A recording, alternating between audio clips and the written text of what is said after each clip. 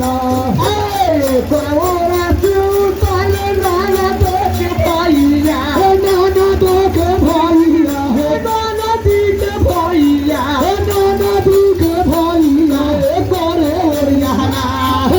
करे ओरियाना करे ओरियाना करे ओरियाना सुते सोतिर पुके भैया करे ओरियाना सुते सोतिर भैया रविया होले करे ओरियाना सुते सोतिर भैया रविया होले करे ओरियाना सुते सोतिर भैया रविया होले करे ओरियाना हेलो लोग न कहले आज का समूह वाला सर्दी हे लक्ष्मी बाई उनका समूह में ग्रुप में आदमी ज्वाइन करते रहो समूह वाला भाई के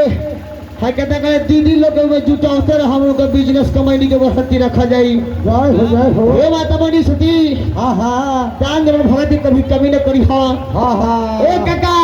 का हो हरामा हाँ हाँ कि चीनी के भू खाटा ना होला जय हो ए चीनी के भू खाटा ना होला हाँ हाँ आज देव देवता के दरबार में दान उपदान करेला उनका कभी घाटा ना होला तो प्रेम सुबोदान दल भारत की जय उनकी माता पिता की जय उनकी बाल गोपाल की जय उनकी श्रोता समाज की जय का हो कोई कहले गावा आहा आ कोई कहले बजावा आहा कोई कहले गावा कोई कहले बजावा कैसे केहू न कहले गोचरिया से कहते क्या पानी पियावा कोई न कहले गोचरिया से कहते क्या पानी पियावा जय हो ए हो बाप रे बाप अपनी नेपाल के बुढ़न बारी हेल का न बताओ नेपाल के बूढ़े में लेकर न बताइए तो हमने के साथ में फंसवा देबो काका अरे मेरा सोहराले चला गाड़ी सोहराले चला जल्दी आए भाई जब हम रथिया ना जगरा जगह बोला वो शीशा वाला केवारी तूर के हां हां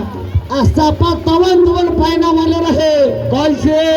पागरा उजर देह पर पिया फोड़ा पड़ गए रहे दोहारा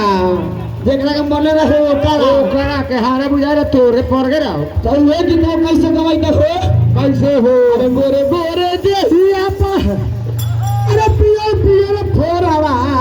पारी हे गइले ना कैसे ओ पारी हे गइले ना आहा बाला में खींची के करजिया हो चलावे लगले ना बार खींची के करजिया हो चलावे लगले ना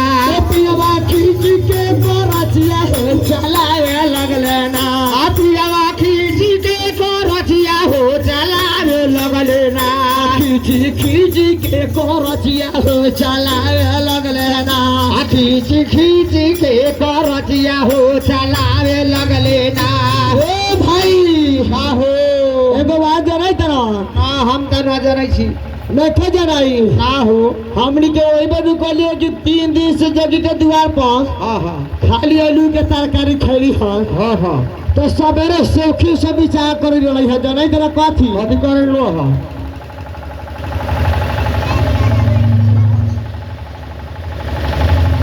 हेलो कहो ए बियाह जी कहो एगो तो करे हमरो दिल में लाशा लागल बा लाशा जा लाशा हमरा कहाँ से लगा लाशा लागल बा ना लाशा हई आलू के तरकारी खियाते गोदे मुंह चिकना गेल बा ओ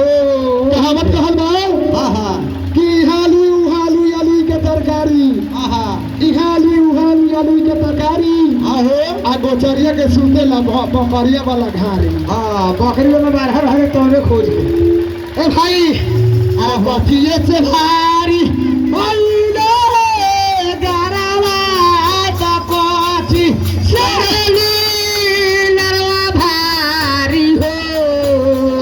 बतिये से भारी ओइले गरावा त कोची शेली नरवा भारी हो ओ काका का हो लक्ष्मी हेने घुमाईता तो ने के तक हाँ विष्णु भगत जी के तरफ से माता बड़ी के दरबार में 10 रुपए के दान था प्रेम से बलिदान देने भक्त की जय, उनकी माता पिता की जय। ए काका का हो